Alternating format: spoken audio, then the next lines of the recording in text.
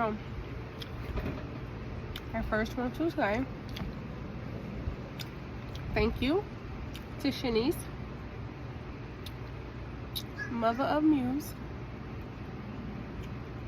for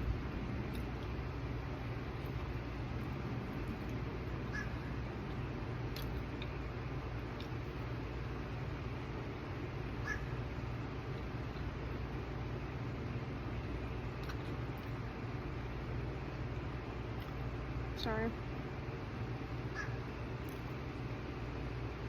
I was taught not to talk on a mouthful. Oh, forgive me. I really shouldn't even have taken a bite. But shout out to Shanice, Mother of Muse for Phenom Muse Salon, for putting together such an excellent program for the youth. The Phenom Muse Assistant Society. I went today. I volunteered to get my hair washed by one of the assistant muses. Shout out to Brie.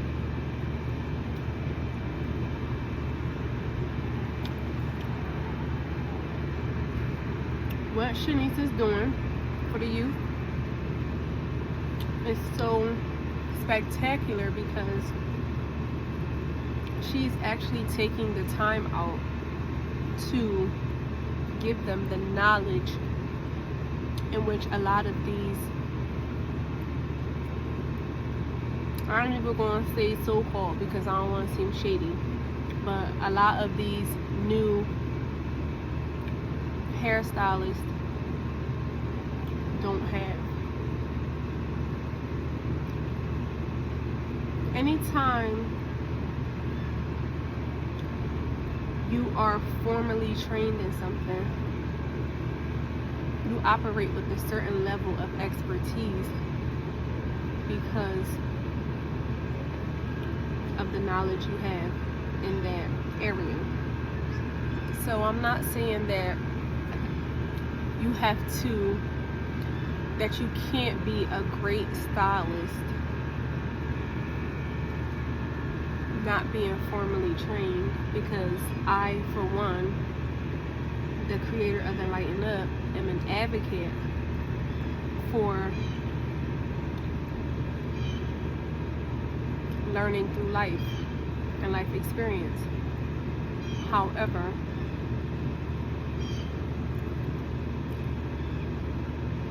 you wouldn't want someone to perform a surgery on you who didn't go to medical school. And I think we take away the scientific aspect that comes with cosmetology, because cosmetology is way more than just making your hair look aesthetically pleasing. There are so many different types of diseases and disorders of the skin and the scalp that a lot of people have, that a lot of uneducated hairstylists are not familiar with, don't know how to properly treat, and a lot of times exacerbate simply because of their lack of education. Now, the service that I was being used to train for is the shampoo. And any cosmetologist knows how important the shampoo is. The shampoo is literally the foundation of any good cosmetology service. Literally can make or break that service if it's not done well or at all.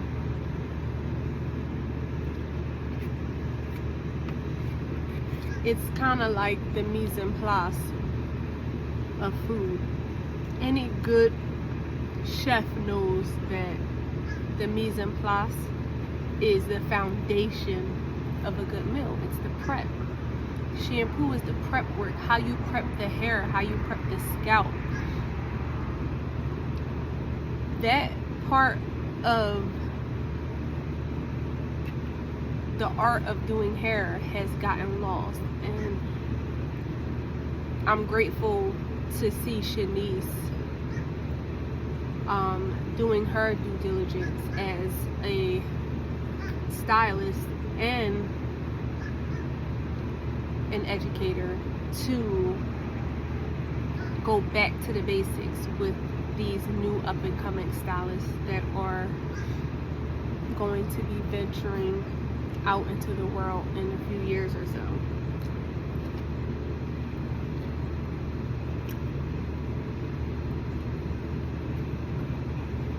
I just want to say,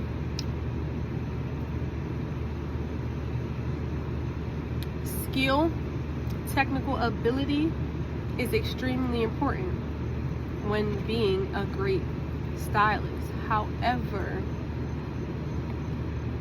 knowledge of what you are doing is just as important. It's the art and it's the science, and they go hand in hand. One doesn't go without the other. Now, they can, because there are many different areas of expertise that you can go in. If you're just all about the science of hair, then you maybe you're formulating products. I don't know. If you're only about the artistry of hair, then maybe you are you do editorial looks. But anytime you're working with a client and you are treating their hair, they are coming to you for hair care, it is extremely important that you know how to properly care for their hair. Not all scalps are created equal. Not all textures, densities, products, hairlines, textures, they're not created equal. And you need to know those things so that you can offer each client an individualized experience, because we are all individual. So, again, shout out to Shanice.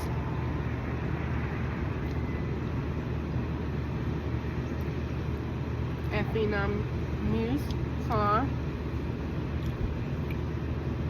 for recognizing the disparity within the industry and doing what she can to try to correct it.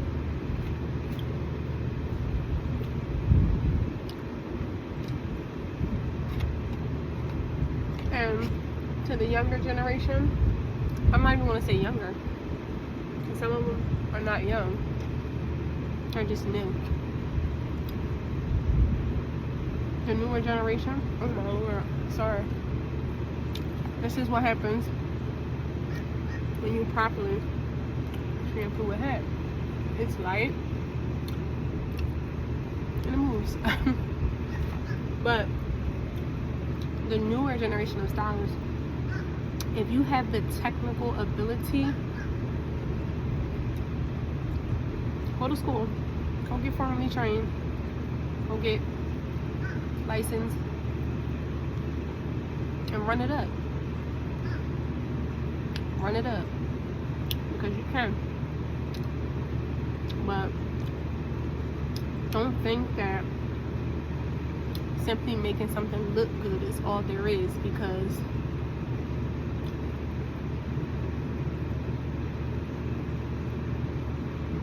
do you want a Benz with a Hugo engine? I ain't gonna use a Hugo because a lot of y'all don't even know what that is.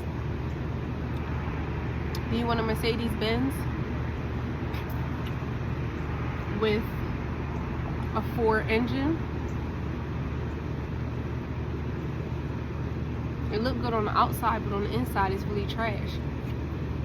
Let's get back to giving quality And I'm saying this just in reference to the cosmetology industry, but this is just across the board.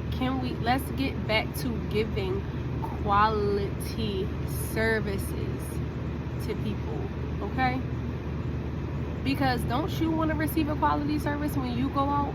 And especially when you're paying your money with expensive how things are. With how expensive things are. I think I said that wrong, but don't you deserve to have a quality experience every time? And I feel like if more people were passionate about what they did and not just doing it for the money, then you would have a quality experience every time, whether it be in a hair salon, in a restaurant, on vacation, whatever the case may be. Let's get back to doing things that we are passionate about, so that way we are wanting to obtain all the knowledge that we can obtain to be able to do our craft to the best of our ability. I feel like you only don't do your craft to the best of your ability when your heart is really not in it. And if your heart is not in it, then get out of it. Get out of it. Get out of it. Because it's not fair to the people who are patronizing you to have a less desirable outcome simply because you don't feel like it, or your heart's not in it, and you're not really beat that day, or whatever the case may be. Get out of it. Because I can't speak for everybody else, but I can speak for myself. It ain't gonna be too many more times that I'm going to spend my hard-earned money and receive less than the experience that I know I deserve to receive. Because I'm gonna start letting y'all have it. I'm not playing with it no more. I'm not playing with it no more. Work too hard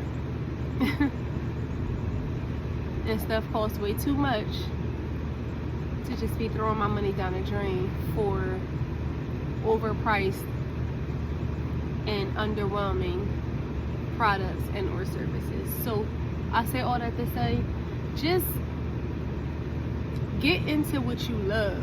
Do what you love to do. You know, it's so cliche when they say, oh, if you love what you do, you'll never work a day in your life. And I never realized that until now. Like, I heard it before and it always made sense to me, but I never really felt it until now. Like, because I'm starting to see and experience myself how much harder it is to work when you don't like what you do. Everything is work. Everything is work. Sorry, y'all. I thought the sun was going down, but it just came up. Everything is work. Everything is work. I can't repeat this enough. Everything is work. However,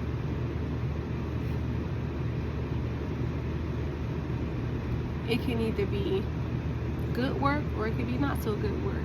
It could be work that you enjoy doing or work that you don't enjoy doing. It's really up to you. I know some of us are in situations where, you know, life be lifing, and you're not able to at the moment potentially go and pursue what you love because of financial obligations. And I get it. I've been in that position for a long time. However, make a plan. Make an exit strategy, because you don't want to go the rest of your life hating the work that you do, because you are going to work every day. So, yeah. Thank you for coming to my TED Talk. Wait, don't sue me, y'all, because I don't even know if I'm allowed to say that. If I'm not, just strike it out. I do not own the rights to that phrase. Because when it comes to copyright infringement, y'all do not play. And I do not want this video getting blocked simply because I said some dumb shit like that. But thank you all for listening. And yeah, peace.